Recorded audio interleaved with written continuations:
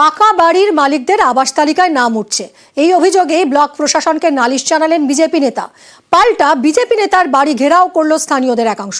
কুলপির ঘটনা, কুলপির করঞ্জলি শ্যামনগর গ্রামে উত্তেজনা ছড়ায়। আনিস আমাদের প্রতিনিধির সঙ্গে কথা বলবো। আনিস, কেন এই বিজেপি নেতার বাড়ি ঘিরে বিক্ষোভ দেখাচ্ছেন এরা?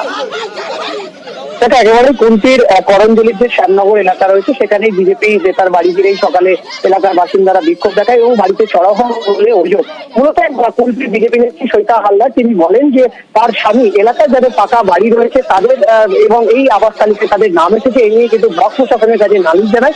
এরপরেই এলাকার বাসিন্দারা তৃণমূল নেতাদের উস্কানিতে তাদের বাড়িতে চড়াও হয়েছে এমনটাই কিন্তু অভিযোগ করা হয়েছে। ওটা থেকে এই ঘটনায় প্রশাসনকে খবর দিলে পরে কুলপি থানার পুলিশ ঘটনাস্থলে গিয়ে পরিস্থিতি নিয়ন্ত্রণে আনে। অন্যদিকে তৃণমূলের পক্ষ থেকে জানানো হয় যে অনেক আগেই কিন্তু এই যে সমীক্ষা, আবাসের সমীক্ষা করা হয়েছিল এবং প্রশাসন একেবারেই দুপক্ষেরই বক্তব্য শুনবো।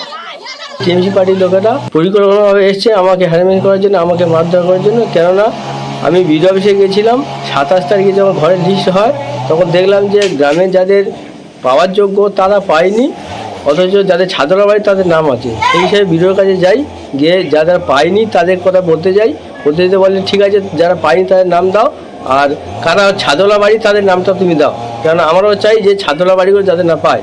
সেই হিসাবে আমি নাম দিয়ে এসেছি।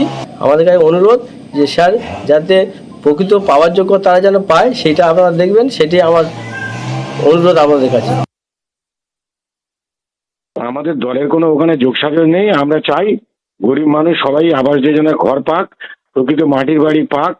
কিন্তু বিজেপি নেতা ইচ্ছা করে যদি মানুষের কাছে ক্রিয়েট করে দেয় যে এগুলো তৃণমূলরা করছে, তাহলে তো যা হওয়ার তাই হচ্ছে।